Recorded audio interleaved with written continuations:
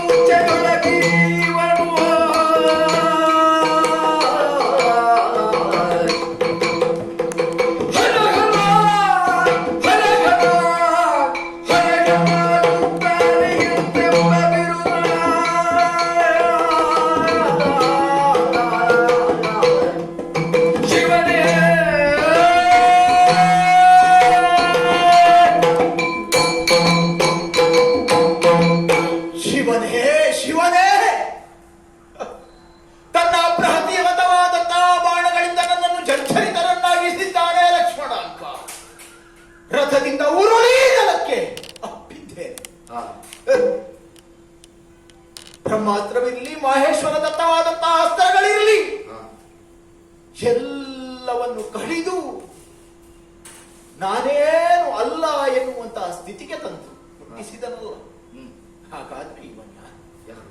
ಸಾಮಾನ್ಯ ಅಂತ ನಾ ಭಾವಿಸುವುದೇ ಇಲ್ಲವಲ್ಲ. ಚಕ್ರಾರಿ, ಇಂದ್ರಾರಿ, ಇಂದ್ರಜಿತು ಎನ್ನುವಂತಹ ನೆಗಂಟಗೆ ಪಾತ್ರನಾದವನು. ನಮ್ಮ ಹಿಂದೆ ಇತಿಹಾಸದಲ್ಲಿ ಆಗಿ ಹೋದಂತಹ ಅನೇಕ ರಾಕ್ಷಸ ವೀರರಿದ್ರು. ಬ್ರಹ್ಮನಿಂದಲೋ ಮಹೇಶ್ವರನಿಂದಲೋ ವರವನ್ನು ಪಡೆದು ಇಂದ್ರಲೋಕಕ್ಕೆ ಹೋಗಿ ಇಂದ್ರನನ್ನು ಸೋಲಿಸಿದವರು ಅನೇಕರು. ಆದರೆ ಕೇವಲ ತನ್ನ ವಿಕ್ರಮದಿಂದ ಇಂದ್ರನನ್ನು ಸೋಲಿಸಿದವ ಇವ ಅನೇಕನಾದ. ಆ ಕಾರಣಕ್ಕಾಗಿ ಶಕ್ರಾರಿ ಎನ್ನುವ ಬಿರುದು ನನಗೆ ಮಾತ್ರ. ಅಷ್ಟು ವಿಕ್ರಮ ಇದ್ದಂತಹ ಇಂದ್ರಜಿತು ಈ ಕಾಲದಲ್ಲಿ ತನ್ನ ವಿಕ್ರಮ ಏನೂ ಇಲ್ಲ ಎನ್ನುವುದನ್ನು ಕೇವಲ ಏಕಶ್ಚಿತ್ತೊಬ್ಬ ನಾರುಡೆ ನುಟ್ಟವನು ಮಾಡ್ತಾನೆ ಅಂತ ಇದ್ರೆ ಏನು ಅಂತ ಭಾವಿಸುವುದು? ನಮ್ಮಯ್ಯ ಕೈಗೊಂಡಂತಹ ನಿರ್ಧಾರದಲ್ಲಿ ತಪ್ಪುಂಟೆ? ಇಲ್ಲವಲ್ಲ. ಲಕ್ಷ ಲಕ್ಷ ವರ್ಷಗಳ ಕಾಲ ಸುಖವಾದಂತಹ ಆಯುಷ್ಯವನ್ನು ಪಡೆದಂತಹ ನಮ್ಮಪ್ಪಯ್ಯ ಹಾ ಬದುಕಿನಲ್ಲಿ ಕೈಗೊಂಡಂತಹ ನಿರ್ಧಾರಗಳು ಅನೇಕ. ಹಾ ತಾವು ಯೋಚಿಸಿದ ಹ್ಮ್. ಸರ್ವ ಕಾರ್ಯಗಳನ್ನು ಹ್ಮ್ ಪೂರೈಸಿದಂತಹ ನಮ್ಮಪ್ಪಯ್ಯ ಸೀತೆಯನ್ನು ಯಾಕೆ ಅಪಹಾರ ಮಾಡಿದ್ರು? ಯಾಕೆ? ಹೋದಲ್ಲೆಲ್ಲ ಒಂದು ವಿಜಯವನ್ನೂ ಅದರೊಟ್ಟಿಗೆ ಬೇಕಾದಂತಹ ಶಾಪವನ್ನು ತನ್ನ ಕೈ ಚೀಲದೊಳಗೆ ಹಾಕಿಕೊಂಡು ಬಂದಂತಹ ನಮ್ಮಪ್ಪಯ್ಯ ಹ್ಮ್ ನಳಕೂಪರನ ಶಾಪವೋ ಇಲ್ಲ ಮತ್ತೆ ಅನೇಕ ವೇದವತಿಯ ಶಾಪವೋ, ಪರ ಸ್ತ್ರೀಯನ್ನು ಮುಟ್ಟಲಾರದ ಸ್ಥಿತಿಯಲ್ಲಿದ್ದಾನೆ ನಮ್ಮಪ್ಪಯ್ಯ. ಹಾ ಅಂತಹವನು ಸೀತೆಯನ್ನು ಯಾಕೆ ತಂದ? ಯಾಕೆ? ಹಾಗಾದ್ರೆ ಹ್ಮ್. ಇವರು ಯಾರು? ಯಾರು? ಈತಗಳು ಯಾರು? ಯಾರು? ಯಾರು? ಈತಗಳು ನರರಲ್ಲ ಬಂದ ಗೋಡಗಳಿವು. ಈತಗಳು ನರರಲ್ಲ ಬಂದ ಗೋಡಗಳಿವು. ಗೋಪಿಗಳ ಬಲವಲ್ಲ ಸಿದ್ಧಾಯ. ದೈತ್ಯರ ಎದೆಯಾಗಿ ನಾಟಕದ ನಿಲ್ಲಿಸದ. ಸೀತೆ ಮಾನವಿಯಲ್ಲ ಬಂದಾಯ. ಸತಿಯ ಬಂದ ಪಾಠಕ ಪದವಿ ಮತ್ತಿದರೆ ಪುರದಿ ಜಯವಿಲ್ಲ ತಾಯಿ ಮರುಗಿ ಮಾಡುವ ನೀರು ಕೆಳಗಾಲ ನನಗೆಂದು ಅರಿತ ಲಕ್ಷ್ಮಣದು ನಿಂತೆಂದಾಗ. ಈತಗಳು ಮನನಲ್ಲ ಬಂದ ಕೋಣಗಳಿಗೂ ಕೋಟಿಗಳ ಬಲವಲ್ಲ.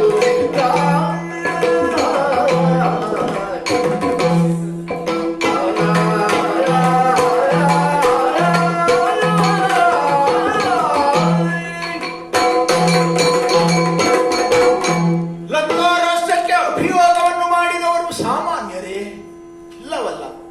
ದೇವತೆಗಳಿಗೆ ಅಭೇದ್ಯವಾದಂತಹ, ಯಕ್ಷರು ಗಂಧರ್ವರಿಗೂ ಅಪ್ರತಿಹತವಾದಂತಹ ಕ್ಷೇತ್ರವಾದಂತಹ ದಕ್ಷಿಣದ ಲಂಕಾರಾಷ್ಟ್ರ. ಇಷ್ಟರವರೆಗೆ ಅಭಿಯೋಗ ಮಾಡಿದವರಿಲ್ಲ, ಮಾಡಿದವರು ಬದುಕಿ ಹಿಂತಿರುಗಿದವರಿಲ್ಲ. ಹೌದು. ಹಾಗಾದ್ರೆ ಸಾಮಾನ್ಯ ನರರಿಗೆ ಹ್ಮ್ ಲಂಘಿಸುವುದಕ್ಕೆ ಅಸಾಧ್ಯವಾದಂತಹ ಜಾಗದಲ್ಲಿ ಇವರು ಬಂದಿದ್ದಾರೆ ಅಂತ ಹೇಳಿದ್ರೆ ಇವರು ಸಾಮಾನ್ಯರೇ? ಅಲ್ಲವಲ್ಲ. ಇವರು ಸಾಮಾನ್ಯವಾದ ನರರಲ್ಲ. ಬಂದಂತಹ ಶ್ರೀರಾಮ ಕೈತವದ ಶಿಕ್ಷಾಗುರು ಎನ್ನುವುದನ್ನು ಅವ ನಾಡಿದಂತಹ, ಅವ ನುಡಿದಂತಹ, ಅವ ನಡೆದಾಡಿದಂತಹ ಅವನ ಬದುಕನ್ನು ನೋಡಿದ್ರೆ ಗೊತ್ತಾಗುವುದಿಲ್ವೇ? ಸಾಮಾನ್ಯನಾದಂತಹ ಇಂದ್ರಾರಿಗೆ ಗೊತ್ತಾಗ್ತದೆ ಅಂತ ಇದ್ರೆ ನಮ್ಮಯ್ಯನಾದಂತಹ 64 ವಿದ್ಯೆಗಳನ್ನು, ಸಕಲ ವೇದ ಶಾಸ್ತ್ರಗಳನ್ನು ಅರಿತಂತಹ ನಮ್ಮಯ್ಯನಾದಂತಹ ರಾವಣನಿಗೆ ಗೊತ್ತಾಗುವುದಿಲ್ಲ ಅಂತ ಹೇಳಿದ್ರೆ ಶೋಧ್ಯವಲ್ವೇ? ಹ್ಮ್ ಹಾಗಾದ್ರೆ ಎಲ್ಲವನ್ನು ತಿಳಿದಂತಹ ಅರಿತಂತಹ ನಮ್ಮಪ್ಪಯ್ಯ ಬೇಕಂತಲೇ ಇಂತಹ ಒಂದು ಪರಿಸ್ಥಿತಿಯನ್ನು ನಿರ್ಮಾಣ ಮಾಡಿದಂತಹ ನಿರ್ಮಾತೃ ನಿರ್ದೇಶಕ ಎನ್ನುವುದು ಸತ್ಯ. ಅದರ ಒಳಗೆ ಅಡಗಿದಂತಹ ಮರ್ಮ ಸಾಮಾನ್ಯನಾದಂತಹ ಇಂದ್ರರಿಗೆ ತಿಳಿಯುವುದಕ್ಕೆ ಅಸಾಧ್ಯ.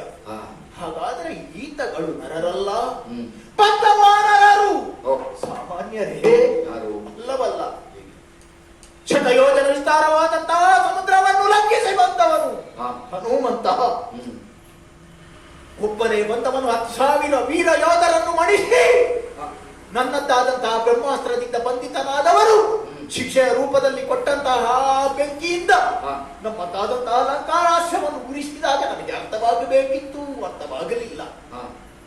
ಮರಳಿ ಹೋದಂತಹ ಆತ ಲಕ್ಷೋಪಲಕ್ಷ ಸಂಖ್ಯೆಯ, ಕೋಟಿ ಸಂಖ್ಯೆಯ ವಾನರ ಸೈನ್ಯವನ್ನು ಸೇರಿಸಿಕೊಂಡು ಶತಯೋಜನ ವಿಸ್ತಾರವಾದಂತಹ ಈ ಲಂಕೆಗೆ ಕೇವಲ 5 ದಿನದಲ್ಲಿ ಸೇತು ನಿರ್ಮಾಣವನ್ನು ಮಾಡಿದರು. ಸುವೇಲಾದ್ರಿಯನ್ನು ಏರಿ ನಮ್ಮಯ್ಯನಾದಂತಹ ರಾವಣನ ಶತಛತ್ರವನ್ನು ಖಂಡಿಸಿದ್ರು. ಆಗ ಅರ್ಥ ಮಾಡಿಕೊಳ್ಳಿಲ್ಲ. ವಾಲಿಯ ನಂದನನಾದಂತಹ ಅಂಗದರನ್ನು ಕಳಿಸಿ ಸಂಧಾನವನ್ನು ಮಾಡಿದ್ರು. ನಮ್ಮಪ್ಪ ನಿರಾಕರಿಸಿದ. ಯಾಕೆ? ನಮ್ಮಯ್ಯನಿಗೆ ಏನೋ ಮರ್ಮ ತಿಳಿದಿದೆ ಅಂತ ಅರ್ಥ. ಇಷ್ಟೆಲ್ಲವನ್ನು ಅರಿತಂತಹ ನಮ್ಮಯ್ಯ ಒಬ್ಬ ಸೂರ್ಯಪುತ್ರ ಸುಗ್ರೀವ, ವಾಯುಪುತ್ರನಾದಂತಹ ಹನುಮ, ಇಲ್ಲ ಬೇರೆ ಬೇರೆ ದೇವತೆಗಳಿಂದ ಜನಿಸಿದ ಅಶ್ವಿನಿ ದೇವತೆಗಳು, ಇಲ್ಲ ಬೇರೆ ಬೇರೆ ದೇವತೆಗಳಿಂದ ಜನಿಸಿದಂತಹ ಅದೆಷ್ಟವಾದರ ವರ್ಗ. ಹಾಗಾದ್ರೆ ದೇವತೆಗಳು ಕೋಟಿ ಕೋಟಿ ವರ್ಷಗಳಿಗಿಂತ ಮೊದಲೇ ಈ ಲೋಕದಲ್ಲಿ ತಮ್ಮದ್ದಾದಂತಹ ಸತ್ವದಿಂದ ರಾವಣನನ್ನು ಕೊಲ್ಲಬೇಕು ಎನ್ನುವ ಕಾರಣಕ್ಕಾಗಿ ಮಾಡಿದಂತಹ ಯಾವುದೋ ಒಂದು ರೀತಿಯ ಭವಿಷ್ಯತ್ತಿನ ಚಿಂತನೆ ಹಾ. ಇಲ್ಲದೆ ಹೋದ್ರೆ ನಮ್ಮಯ್ಯ ಸಾವಿರಾರು ವರ್ಷಗಳ ಕಾಲ ತಪಸ್ಸನ್ನು ಗೈದು ದೇವತೆಗಳಿಂದ ಉಳಿದ ಎಲ್ಲಾ ಜಾತಿಗಳಿಂದಲೂ ಗಂಧರ್ವರಿಂದಲೋ ಸುರರಿಂದಲೋ ನಾಗರಿಂದಲೋ ಇಲ್ಲ ಪಕ್ಷಿಗಳಿಂದಲೋ ಮರಣ ಬರಬಾರದು ಅಂತ ಕೇಳಿದವರು ನರವಾನರರನ್ನು ಬಿಟ್ಟಿದ್ದಾರೆ ಅಂತ ಹೇಳಿದ್ರೆ ಅದನ್ನು ಗೊತ್ತಿದ್ದು ಆ ನರವಾನರರನ್ನೇ ಲಂಕೆಯ ಅಭಿಯೋಗ ಮಾಡುವುದಕ್ಕೆ ಬಿಟ್ಟಿದ್ದಾರೆ ಅಂತ ಹೇಳಿದ್ರೆ ನಮ್ಮಪ್ಪಯ್ಯನ ಚಿಂತನೆ ಬೇರೆ ಉಂಟು. ಹಾಗಾಗಿ ಅದರ ಕುರಿತು ನಾ ಯೋಚಿಸುವುದಲ್ಲ, ನಾ ಯೋಚಿಸಬೇಕಾದ ನನ್ನ ಕುರಿತು. ಈ ಕಾಲದಲ್ಲಿ ಬ್ರಹ್ಮನಾಡಿದಂತಹ ಮಾತು, ನಾ ಮಾಡುವಂತಹ ಮಾರಣಾತ್ವರ ಮಧ್ಯಪಥದಲ್ಲಿ ಮುಗಿಯಿತು ಅಂತ ಆದ್ರೆ ನನಗೆ ಮರಣ. ಅಷ್ಟು ಮಾತ್ರ ಅಲ್ಲಲ್ಲ, ಅದರ ಮಧ್ಯೆ ಬೇರೊಂದುಂಟು. ಅದು ಇವನಲ್ಲಿ ಉಂಟು ಅಂತ ಕೇಳಬೇಕು. ಲಕ್ಷ್ಮಣ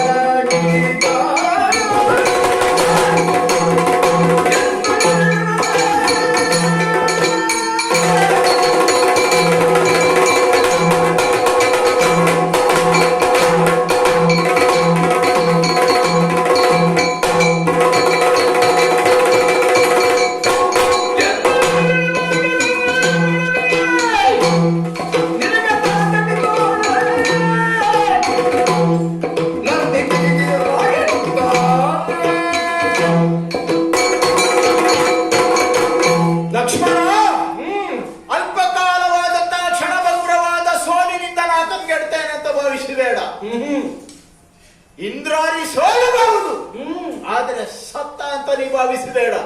ಯಾಕೆ ಬಲ್ಲೆಯೋ, ನನ್ನನ್ನು ಕೊಲ್ಲುವುದಕ್ಕಾಗಲಿ ನನ್ನ ಸಾವನ್ನು ನೋಡುವುದಕ್ಕಾಗಲಿ ಸಾಮಾನ್ಯನಾದ ನಿನಗೆ ಆಗ್ತದೋ ಎನ್ನುವುದೇ ಪ್ರಶ್ನೆ.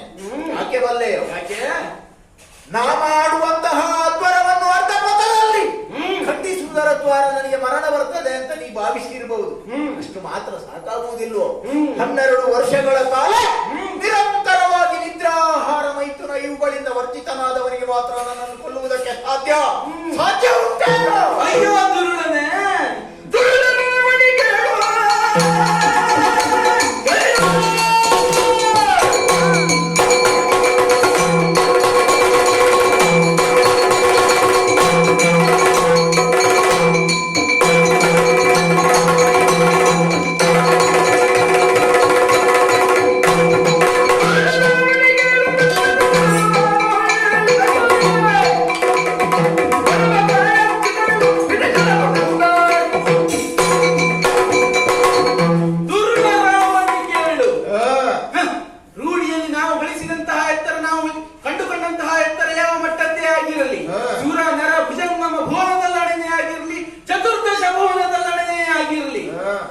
ಸಿಂಹಾಸನಕ್ಕೆ ನವಗ್ರಹಗಳು, ಸೇವೆಗೆ ಅಷ್ಟದಿಕ್ಪಾಲಕರು, ವೇದವನ್ನು ಕಲಿಸಿಕೊಡಲಿಕ್ಕೆ ಬ್ರಹ್ಮದೇವ, ಇಷ್ಟೆಲ್ಲವನ್ನು ಸಾಧಿಸಿದರೂ ಕೂಡ ಪರಮ ಪತಿವ್ರತೆಯೆಂದೆನಿಸಿದಂತಹ ಒಬ್ಬನ ಸತಿಯನ್ನು ಎತ್ತಿಕೊಂಡು ಬಂದ ಮಾತ್ರಕ್ಕೆ ಅಥವಾ ಲೋಕ ನೀತಿಯನ್ನು ಗಳಿಸಿದಂತಹ ತ್ರಿಮೂರ್ತಿಗಳು ನಿಯೋಜಿಸಿದಂತಹ ದೇವದೂತಿಗಳಿಗೆ ವಿರೋಧವನ್ನು ಎಸಗಿದೆಯಂತಾದರೆ ಅವನ ಸಾವು ಯಾವುದೇ ರೂಪದಲ್ಲಾದರೂ ಕೂಡಿ ಬರ್ತದೆ. ಹಿರಣ್ಯಕಶಿಪುವಿನ ಹಿಂದೆ ನಾವು ಇತಿಹಾಸವನ್ನಾದರೂ ಗುರುತಿಸಿಕೊಂಡು ನೋಡು. ಎಲ್ಲರೂ ಸತ್ತವರೇ ಹೌದು. ಈಗ ಹೋರ ಚಾಪವನ್ನು ಹಿಡಿದು ನಿಂತಿದ್ದೀಯಲ್ವೋ, ನನ್ನಲ್ಲಿರುವಂತಹ ಬತ್ತಳಿಕೆ ಅಂತ ಹೇಳಿದಂತಹ ಈ ಇಂದ್ರಾಸ್ತ್ರ, ಶಕ್ರಾರಿ ಇಂದ್ರಾರಿ ಎನಿಸಿದಂತಹ ನಿನ್ನ ಸಾವಿಗೆ ಇಂದ್ರಾಸ್ತ್ರವೇ ನಿನ್ನಣ್ಣನಾದಂತಹ ಶ್ರೀರಾಮಚಂದ್ರ ಸತ್ಯ ಧರ್ಮವನ್ನು ತಪ್ಪಿ ನಡೆದವನಲ್ಲ ಅಂತಾದರೆ, ನನ್ನಣ್ಣನಾದಂತಹ ಶ್ರೀರಾಮಚಂದ್ರ ನೀತಿವಂತ ಹೌದು ಅಂತಾದ್ರೆ, ನನ್ನಣ್ಣನಾದಂತಹ ಶ್ರೀರಾಮಚಂದ್ರ ಪುಣ್ಯ ಪುರುಷೋತ್ತಮ ಹೌದು ಅಂತಾದರೆ, ಜನಕಾತ್ಮಜ ಅಂತ ಸೀತೆ ಪರಮ ಪರಿವರ್ತಿ ಅಂತಾದರೆ, ಈ ಬಾಣ ವ್ಯಕ್ತಗೊಳ್ಳಲು ಸಾಧ್ಯವಿಲ್ಲ. ನಿನ್ನ ಕೊರಳಿಗೆ ಸರಿಯಾಗಿ ಹಿಡಿದು ಪ್ರಯೋಗಿಸ್ತೀನಿ.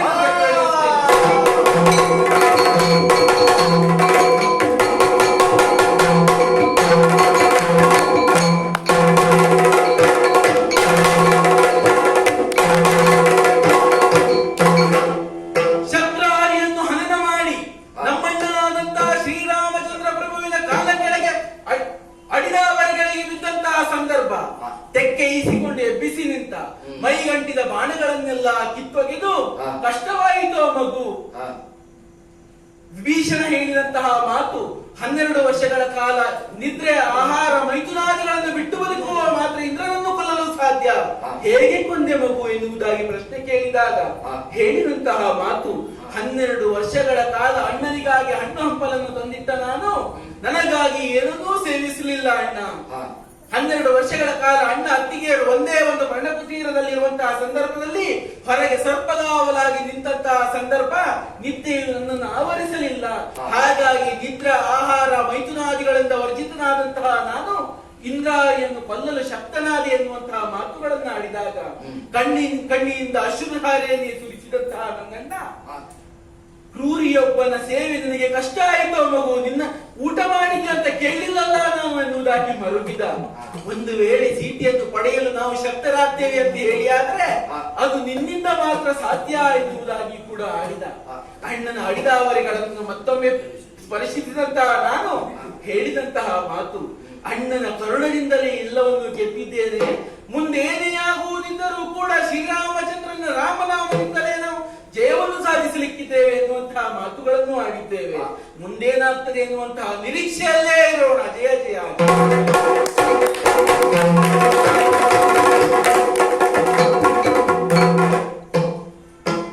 ಆತ್ಮೀಯ ಕಲಾಭಿಮಾನಿಗಳೇ, ಜಗನ್ಮಾತೆಯಾದಂತಹ ಶ್ರೀ ಕಾಳಿಕಾ ಪರಮೇಶ್ವರಿಯ ದಿವ್ಯ ಸನ್ನಿಧಾನ, ಹಾಗೆ ಆದಿ ಪ್ರೇಕ್ಷಕನೆಂದೆನಿಸಿಕೊಂಡಂತಹ ವಿನಾಯಕ ದೇವರ ದಿವ್ಯ ಸನ್ನಿಧಾನ, ಹಾಗೆ ವಿಶ್ವಕರ್ಮ ಮಹಾಸ್ವಾಮಿಯ ದಿವ್ಯ ಸನ್ನಿಧಾನದಲ್ಲಿ ಯಕ್ಷಶ್ರೀ ಹರಿ ಬಳಗದ ನಾವೆಲ್ಲರೂ ಕೂಡ ಸೇರಿ ಸೇವೆಯನ್ನು ನಡೆಸ್ತಾ ಬಂದಿರ್ತೇವೆ. ಇಂದ್ರಜಿತು ಕಾಳಗನ್ನುವಂತಹದ್ದು ಅತ್ಯಂತ ಕಠಿಣವಾದಂತಹ ಪ್ರಸಂಗ. ಇದರಲ್ಲಿ ನಮ್ಮ ಒಂದು ಸ್ವಲ್ಪ ಮಟ್ಟಿನ ಸಾಫಲ್ಯತೆಯನ್ನು ಪಡೆದಿದ್ದೇವೆ ಅಂತ ಹೇಳಿ ಆದ್ರೆ ಅದು ಜಗನ್ಮಾತೆಯ ಅನುಗ್ರಹದಿಂದ ಎನ್ನುವುದಾಗಿ ಭಾವಿಸಿ ಇವತ್ತಿನ ಕಲಾ ಕುಸುಮವನ್ನು ಅವಳ ಪರಮ ಕೋಮಲವಾದಂತಹ ಪದಪುಂಡರೀಕಗಳಿಗೆ ಸಮರ್ಪಿಸುತ್ತಾ ಇವತ್ತು ನಮಗೆ ಭಾಗವತಿಗೆ, ಯಾಕಂತ ಹೇಳಿದ್ರೆ ಯಕ್ಷಗಾನದಲ್ಲಿ ಆಗಲಿ ಅಥವಾ ತಾಳಮದ್ದಲೆಯಲ್ಲಿ ಆಗಲಿ ಮೊದಲ ನಿರ್ದೇಶಕ, ಅದು ಮೊದಲ ಪಟ್ಟ ಕೊಡುವಂತದ್ದು ಭಾಗವತರಿಗೆ. ಅವರು ನನಗೆ ಅನಂತರ ದೀಪಕ್ ತುಳುಪುಳೆಯವರ ಬಗ್ಗೆ ಹೇಳಿದಾಗ ಅವರು ಒಬ್ಬರು ಮೆಲೋಡಿ ಭಾಗವತರು ಅಂತೇಳಿ ಹೇಳಿದ್ರು. ಹಾಗಾಗಿ ಇದರಲ್ಲಿ ಏರು ಪದ್ಯಗಳಿದ್ರು ಕೂಡ ನಮ್ಮ ಒಂದು ಮೊದಲು ಮಾತಿಗೆ ದನಿಯಾಗಿ ನಮ್ಮನ್ನು ಮುನ್ನಡೆಸಿದಂತಹ ಶ್ರೀಯುತ ದೀಪಕ್ ತುಳುಪುಳೆ ಅವರಿಗೆ ನಮ್ಮ ಪರವಾಗಿ ಹಾಗೆ ಸೇರಿದಂತ ಎಲ್ಲರ ಪರವಾಗಿ ಆತ್ಮೀಯವಾದಂತಹ ಧನ್ಯವಾದಗಳೊಂದಿಗೆ ಮತ್ತು ನಮ್ಮೊಡನೆ ಇರಬೇಕು ಎನ್ನುವಂತಹ ಅಪೇಕ್ಷೆಯನ್ನು ಪಡೆಯುತ್ತಾ ಅವರಿಗೆ ಧನ್ಯವಾದವನ್ನು ಸಮರ್ಪಿಸ್ತಾ ಇದ್ದೇನೆ. ಮತ್ತೆ ನಮ್ಮ ಪೃಥ್ವಿ ಬಡಕಿಲ ಅವರು ಈ ಕ್ಷೇತ್ರಕ್ಕೆ ನಮಗೇನು ಹೊಸದಲ್ಲ. ಅವರು ಹಿಮ್ಮೇಳದಲ್ಲಿರುವಾಗ ನಮಗೆ 10 ಜನ ಶ್ರೋತೃ ಹಾಗೆ ಅಂತಹ ಸೋದರನಾದಂತಹ ಪೃಥ್ವಿ ಬಡಕಿಲ ಅವರಿಗೆ ಕೂಡ ಆತ್ಮೀಯವಾದಂತಹ ಧನ್ಯವಾದಗಳನ್ನು ಸಮರ್ಪಿಸುತ್ತಿದ್ದೇವೆ. ಮತ್ತೆ ನಮ್ಮ ಶಿಖಿನ್ ಶರ್ಮಾ ಶರವರು ನಮಗೆ ಈ ದಿವಸ ಒದಗಿದ್ದಾರೆ.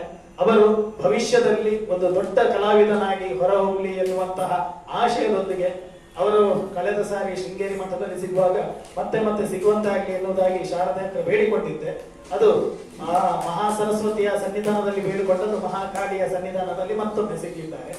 ಹಾಗೆ ಹಿಮ್ಮೇಳದವರಿಗೆಲ್ಲರಿಗೂ ಕೂಡ ಧನ್ಯವಾದಗಳನ್ನು ಸಮರ್ಪಿಸುತ್ತಾ ಒಂದು ಯಕ್ಷಗಾನ ಪರಂಪರೆಯ ಗುಡಿ, ಹಾಗಂತ ಹೇಳಿದ್ರೆ ಧರ್ಮಸ್ಥಳ ಮೇಳದಲ್ಲಿ ಅದ್ವಿತೀಯ ಕಲಾವಿದರಾಗಿ ಗುರುತಿಸಿಕೊಂಡಿರುವಂತಹ ಉಮೇಶ್ ಶೆಟ್ಟಿ ಉಬರಡ್ಕರ್ ಅವರ ಸುಪುತ್ರ ಅವಿನಾಶ್ ಶೆಟ್ಟಿ ಉಬರಡ್ಕ ಇವತ್ತು ಇಂದ್ರಜಿತುವಿನ ಪಾತ್ರವನ್ನು ಮಾಡಿ ಇಲ್ಲಿ ಮೆರೆದಿದ್ದಾರೆ. ಅವರಿಗೆ ಆತ್ಮೀಯವಾದಂತಹ ಧನ್ಯವಾದಗಳನ್ನು ಸಮರ್ಪಿಸ್ತೇವೆ. ಯಾಕಂತ ಹೇಳಿದ್ರೆ ನಮ್ಮ ಬಳಗದವರೆಲ್ಲರಿಗೂ ಕೂಡ ಇದು ಹೊಸ ಪ್ರಯೋಗ. ಈ ಹೊಸ ಪ್ರಯೋಗದಲ್ಲಿ ಸ್ವಲ್ಪ ಮಟ್ಟಿನ ಸಾಫಲ್ಯತೆ ಸಿದ್ಧಿಯಾಗುವಲ್ಲಿ ಅವರ ಸಹಕಾರವೂ ಕೂಡ ಇದೆ ಎನ್ನುವುದನ್ನು ನಾವು ಮರಿಲಿಕ್ಕಿಲ್ಲ. ಮತ್ತೆ ವೃತ್ತಿಯಲ್ಲಿ ಸಾಫ್ಟ್ವೇರ್ ಆದ್ರೆ ಅವರ ಮಾತುಗಳೆಲ್ಲ ಎಷ್ಟು ಹಾರ್ಡ್ ಅಂತ ಹೇಳಿ ಲಕ್ಷ್ಮಣ ಮಾಡಿದಂತಹ ಅನಂತ ಕಾಮಂತ್ರ ಮಾತಿನಲ್ಲಿ ಕೇಳಿದ್ದೇವೆ. ಭವಿಷ್ಯದಲ್ಲಿ ಉತ್ತಮ ವಾಕ್ಪಟುತ್ವ ಅವರಿಗೆ ಸಿದ್ಧಿಯಾಗಿ ಎನ್ನುವಂತಹ ಆಶಯದೊಂದಿಗೆ ನಾವು ಮತ್ತೆ ನಮ್ಮ ಬಳಗದವರಿಗೆ ಯಾರು ಕೂಡ ನಾವು ಧನ್ಯವಾದ ಹೇಳಲಿಕ್ಕಿಲ್ಲ. ನಮ್ಮ ಬಳಗದ ಆದರ್ಶ ಆಚಾರ್ಯ ಜನ್ನಾಪುರ, ಹಾಗೆ ಆದಿತ್ಯ ಶರ್ಮಾ ಕಾರ್ಕಳ, ಹಾಗೆ ಶ್ರೀರಾಮ ಗಿರೀಶ್ ಎಲ್ಲರಿಗೂ ಕೂಡ ಧನ್ಯವಾದಗಳನ್ನು ಸಮರ್ಪಿಸುತ್ತಾ ಈ ಒಂದು ತಾಯಿಯ ಮಡಿಲಲ್ಲಿ ಸೇವೆಯನ್ನು ನಡೆಸುವುದಕ್ಕೆ ನಮಗೆ ಅನುವು ಮಾಡಿಕೊಟ್ಟಂತಹ ಕ್ಷೇತ್ರದ ಎಲ್ಲ ಪದಾಧಿಕಾರಿಗಳಿಗೂ ಮತ್ತೆ ವಿಶೇಷವಾದಂತಹ ಆಸಕ್ತಿ ನಮ್ಮ ರಾಘವೇಂದ್ರಣ್ಣ, ನಾನು ಇಲ್ಲಿ ಫೋನ್ ಮಾಡಾಗ ಯಾವತ್ತೂ ಕೂಡ ಇಲ್ಲಿ ವಿಶೇಷವಾದಂತಹ ವ್ಯವಸ್ಥೆಯನ್ನು ಮಾಡುವವರು, ಮತ್ತೆ ಇಲ್ಲಿಯ ಕ್ಷೇತ್ರದ ಅರ್ಚಕರಾದಂತಹ ದಿನೇಶ್ ಪುರೋಹಿತರು ಬೆಂಗಳೂರು, ಹಾಗೆ ಇಲ್ಲಿ ನಮ್ಮ ಒಂದು ಸಣ್ಣ ಮಕ್ಕಳ ಈ ಪ್ರದರ್ಶನವನ್ನು ಅತ್ಯಂತ ಆಸಕ್ತಿಯಿಂದ ಕೊನೆಯವರೆಗೂ ಇದು ಕೇಳಿದಂತಹ ಸಹೃದಯ ಶ್ರೋತೃಗಳಿಗೂ ಕೂಡ ಮತ್ತೊಮ್ಮೆ ತಲಬಾಗುತ್ತಾ ತಾಯಿಯ ಮಡಿಲಲ್ಲಿ ಮತ್ತೆ ಸೇವೆಗೆ ನಮಗೆ ಅವಕಾಶ ಕೊಡಿ ಎನ್ನುವಂತಹ ಮಾತುಗಳೊಂದಿಗೆ ಭಾಗವತರು ಈ ಒಂದು ಕಥೆಗೆ ಮಂಗಳ ಹಾಡಬೇಕು ಎನ್ನುವುದಾಗಿ ವಿನಂತಿ. ಕಲ್ಯಾಣಾದ್ಭುತ ಗಾತ್ರಾಯ ಕಾಮಿತಾರ್ಥ ಪ್ರದಾಯಿನೇ ಶ್ರೀಮದ್ ವೆಂಕಟನಾಥಾಯ ಶ್ರೀನಿವಾಸಾಯ ಮಂಗಲೋ ಶ್ರೀನಿವಾಸಾಯ ಮಂಗಲೋ ಮಂಗಲೋ